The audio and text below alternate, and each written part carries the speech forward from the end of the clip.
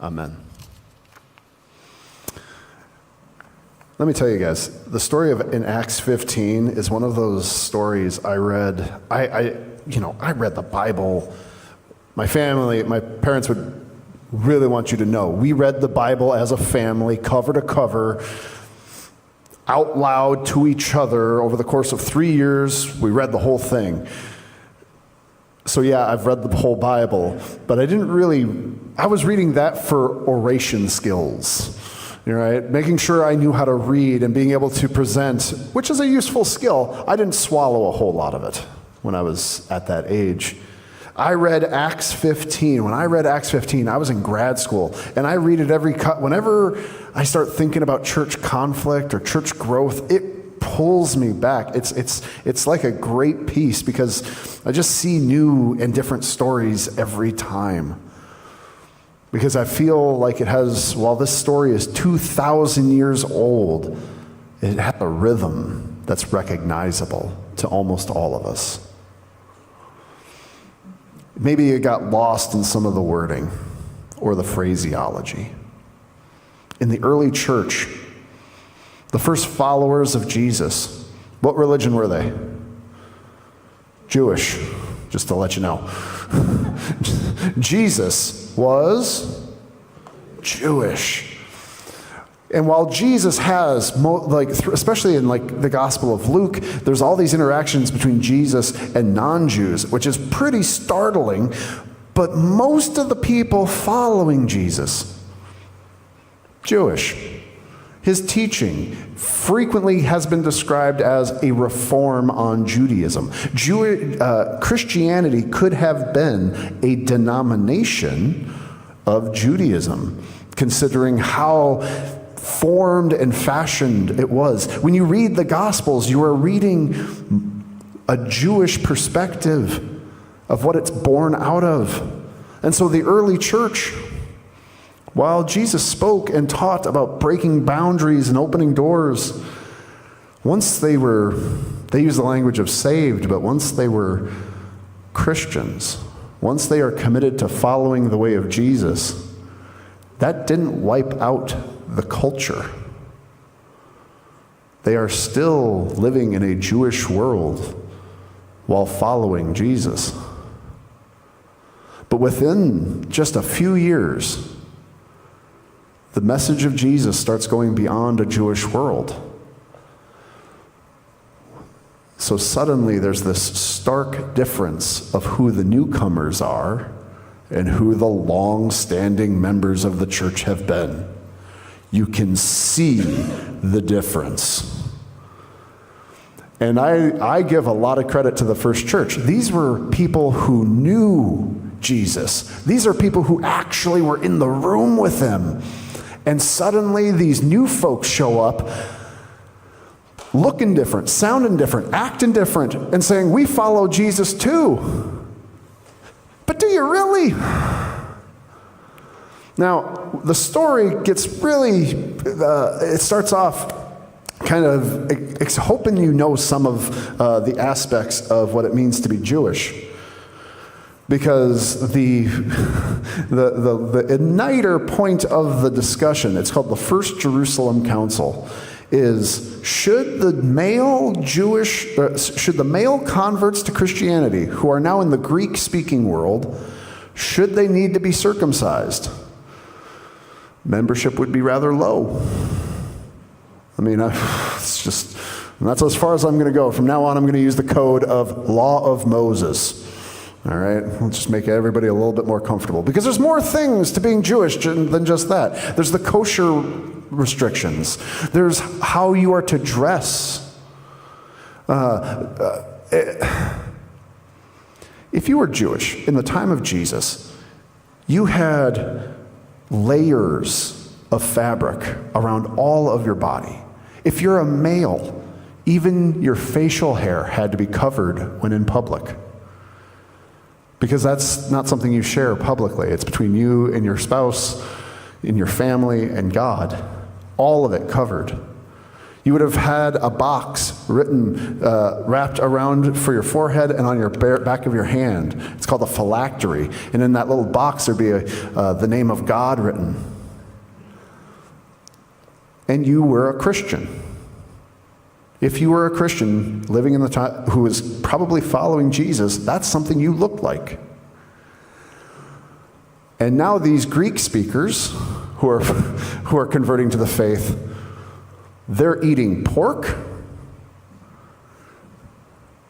When it comes to clothing choices, have you seen a toga?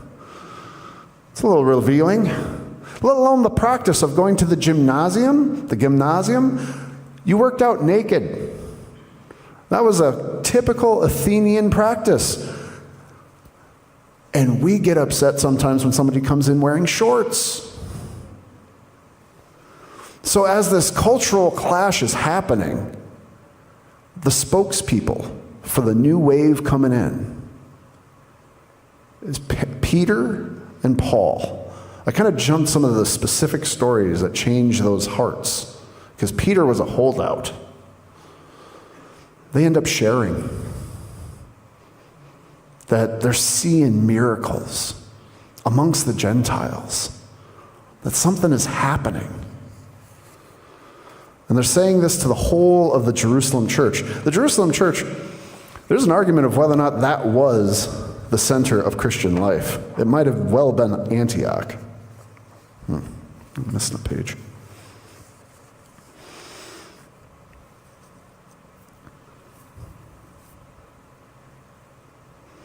When culture shifts, when something matters to a community, it's a bigger expression of, I missed it. Let me start again. Have you ever had to do a hard thing? A hard thing that took months? A hard thing that took years? It cost you some money. It cost you some relationships. People were going to get mad when you finished it. Or you had to say no to some friendships in order to get it done. It cost you some risk. You started a business. You chose to lose weight. You got a degree. You obtained some kind of peace and rhythm to your life. You came out. You lowered your cholesterol. You crawled out of poverty. You got sober. You broke a toxic relationship. Some hard thing that now is a part of who you are. When someone challenges that effort, when someone doesn't believe you or minimizes your accomplishment, what's your reaction? It's usually not great. It's anxiety, anger. Before I go any further, if you can name one of those things for you, great job. I believe you that saved your life. It's incredible. Culture for people is usually decided by our collective effort. It's how you've had to build something together to create an us. And how we have figured out what an us is becomes wildly important. The easiest way to describe an us, how does an us come? Sports. Pick your sport. There is a place where you can love something at the same direction as everybody else. You want to alert somebody that you're on that you love that thing? You can buy a jersey. You can put a flag on your car. You can let everyone know. And when you're there, when you are participating in that thing that you are all loving in the same direction, does it matter who's sitting next to you? Like what? No, because you're loving with them. You have shared history. You remember back, like if you're a Vikings fan, let me see the anxiety when I bring up kickers. Like, oh. There's a diet. If you go there, you might sing songs you don't normally sing anywhere else. There's food there you might dabble in that you wouldn't get anywhere else. But you're all loving in the same direction. That's what church has always been meant to be. We gather here loving in the same direction. But we've thrown a few things on top of that name. And we've always done it, is what Acts 15 tells us. We said, not only do you have to love Jesus, but you got to be like Moses. You got to practice being Jewish in order to be Christian. The easiest way to, this has brought up almost every church conflict over the last couple hundred years. When I first started, there was still a expectation. When I was coming up in church, when I was being raised, we had what we called Sunday best. That was your suit and tie. It wasn't special to dress in a suit for church. So when I was first appointed a pastor, I'm 25. I'm 25 and I walk into this country church and I didn't know what to expect. But there's a guy named Jack Young sitting in almost the front pew, 94 years old. Jack had kind eyes. He was a simple guy, and he wore a suit and tie every Sunday. Would not hear it otherwise. And it was like my second month there. I had this Wednesday night event. Here comes Jack, and he's wearing overalls. And what I think was a shirt, it had so many holes in it. And he had this hat, because he was a World War II vet, and he had all of these buttons. It was a VFW hat. It looked like a gallon hat that went straight up and big out there. It was red, and he comes walking in. I'm like, Jack, you could come to church dressed like that, man. If that's what's comfortable, you can come as you are.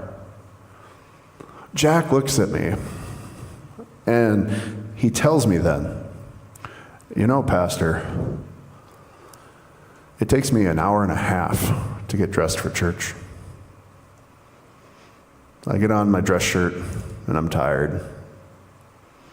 Don't even ask me about my tie, the pants, the coat. Luckily, Irma, she just looks at me and smiles. But this is how I have met God every Sunday of my life. I'm not about to change. And I'm like, all right, Jack. But then he continued. Do you know what? If you want to meet God in overalls, great. I just hope you meet God. Jack. I never want to be too cool to not be Jack's pastor, right? And that's what Jack teaches me, where I think some of us who wouldn't mind going back to a more formal church experience, the thing about Jack's heart is that it opens wider. It creates an us by saying, yeah, you too, come right in.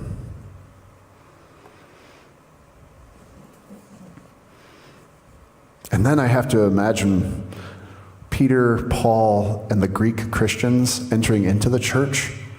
What kind of bravery they had. What kind of hearts to be transformed, to be walking into, if you're Greek and you're wearing a toga and you see a Jewish Christian, as I described, with all the layers and the phylactery, and go, hey, brother, how are we today? Or are they feeling the weird and awkward pressure to conform? This is the conversation in almost every church across the land. Almost every church would say to you that they are welcoming. Almost every church says they are a welcoming church. The question becomes, do you make room for whoever the people are who are coming? As a dad of young kids, that's always been the question for me. Do you make room for kids? The number of I always like taking this one opportunity. Whenever there's a child, I'm shocked it's not happening today. I could probably Sunday school in the nursery. Whenever a kid acts up in church,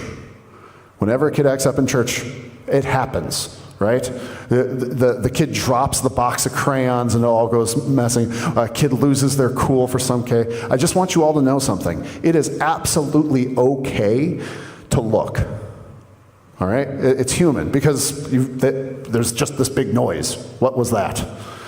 This is the one thing. This is my one request to you. My one request. This is training. This is Church 101.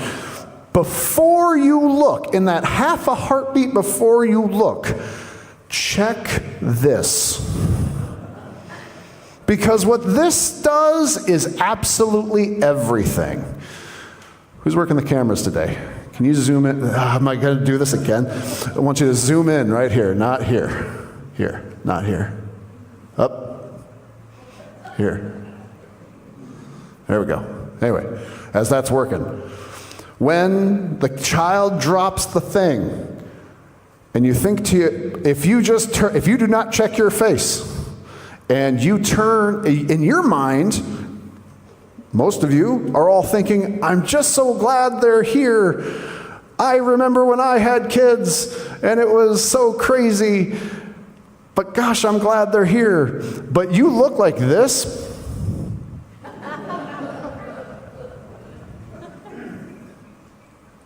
What message did they just receive? It won't matter what you think if everything in your face says, get them out of here. Right? That's just your quick lesson. All right, back. Okay, good. My wife and I, our youngest, he was months old, and we got to see one of the most popular kind of teaching preachers out there. Her name's Nadia Bolz-Weber. She's really fun. You can get her books. She's a dynamic preacher in her church. Great church name, House for All Sinners and Saints. You know I love her. And she's got this, it's in Seattle, and it's noisy and kind of off the cuff, and there's a lot of spirit and liturgy, and all of that makes sense once you start reading her stuff. So she's going to give this lesson at a church. It was free event, and my eldest is like not yet one. I think he was like 8 months, and he was sleeping on me.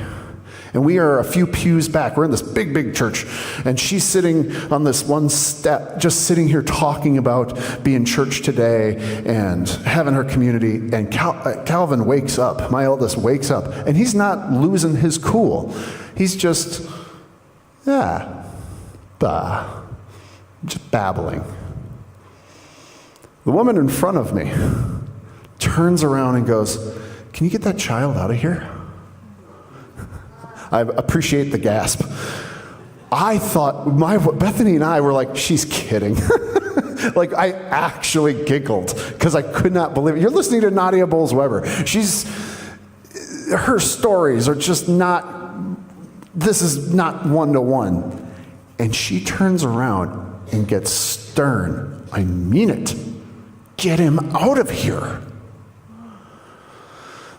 Look, I know I've got the title pastor and reverend. Don't get it twisted. I can get petty in a hurry. Because if I could have Superman's laser beams, it would have gone right through her. And I am boiling.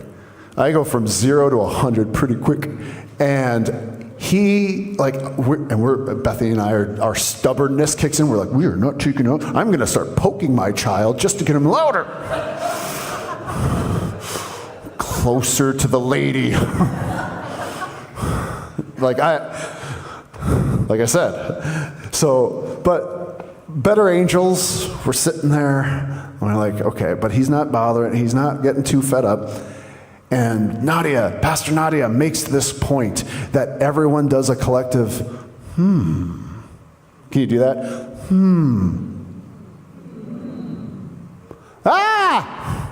That was Calvin. That's my eldest.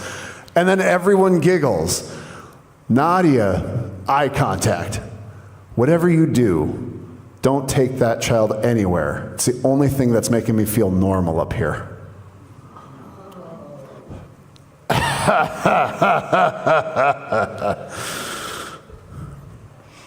And I only share that story because some of us can get so caught up in what we define as church. What is the ultimate value of us? Is the us the proper acting while you're here? Or is it a wider circle? Do you make room for every type and lift them up? The other part of this story is kind of how it's resolved. James. Now it's question mark of which James this is. This could be the brother of Jesus, which is a whole conversation we can have after service. But it's pretty clear that this is James, the head of the Jerusalem church. And he just ends the debate. He says, I have made a decision. Last week I talked to you for a brief moment about mentorship. Who are you mentoring and who has mentored you? This is a question of authority. Who decides what the boundaries are? As pastor here, one of the things I have tried to say is all people are welcome, not all behavior is welcome. If you had a question mid-sermon, I was trained in the black church, so if you ever talked back to me, I could handle that. But if you wanted to argue me, I'd ask you to leave. Or I'd ask you to talk to me after service, right? Who is the authority in certain circumstances? Who holds authority over your life? Who decides who is in, who is out? And this, my friends, is a great question for us. We're Protestants. That's the type of Christian we are. You got Catholic, Orthodox, and all those deviations. We're Protestants. Root of that, protest. What did we protest? The Pope. Then we protested the King of England. And we're Americans. What's our foundation? Protest the king. We need no king. And then we're Midwesterners, most of us. We're farmers. We'll see what happens. And the reason the question of authority is pretty powerful for Christians is, I laid out the not all behavior is, but there's some folks who want to draw the line so quick, and they take some kind of authority to do so. I applaud every LGBTQ plus Christian. In a world where so many of our churches have tried to draw the circle closer and closer together, folks who have kept the faith and said, actually, I belong here. I belong to Jesus, and I am part of the us that you have proclaimed from the beginning. I don't know if I would have stayed Christian if I had to go through as much as our sisters, brothers, and siblings have had to. I have had the conversation with a straight-faced Christian saying, if a gay couple came here, they wouldn't hold hands, would they? Can I hold the hands of my wife? Well, of course. Well, then why can't they? Because the idea is what is an us and what is proper behavior. I do give thanks to God that not just Spirit of Hope, but that the United Methodist Church has begun to open wider. See, because that's, I think, one of the key parts of defining an us. An us isn't the problem. Making an us and setting a line of saying this is what it means to be us is not the problem. It's what Melinda Gates said. Every gathering, the problem is, the problem with the community is not that there's us and thems. The problem is our need for thems. Can you be a sports fan? Can you love the Twins or the Vikings without hating the Packers? Can you be a Christian without condemning someone else to hell? Can you be a member of Spirit of Hope and be noisy in the pew? Not today, but someday. Acts 15, this story, it's not to be followed like a map or a formula. It gives us something braver. It shows us that the early church and all its messy humanity trying to follow the risen Christ into uncharted territory. Those who hadn't even figured out how to be Jewish now have to go and find some kind of framework of what it means to be Christian.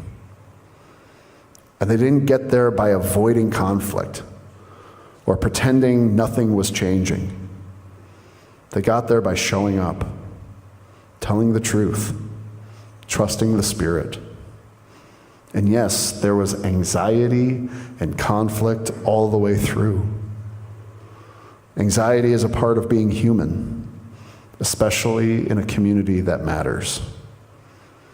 But what matters, what always matters, is what we do with our anxiety and conflict. Faithful change isn't about throwing out tradition. And it's not about digging in our heels either. It's about being rooted deep enough to bend. It's about listening and holding the value of listening higher than our ability to argue. It's about speaking plainly when it counts. Keeping the roots of our community, faith, grace, welcome, and the wide open arms of God, the center of our practice. And so yes, change is scary. Anxiety is normal. But we don't move forward being a museum. We move forward when we're grounded in who we are, gracious with each other, and bold enough to believe that the Spirit still speaks. That's how the church lives. Not just survives, but really lives. Thanks be to God. Amen.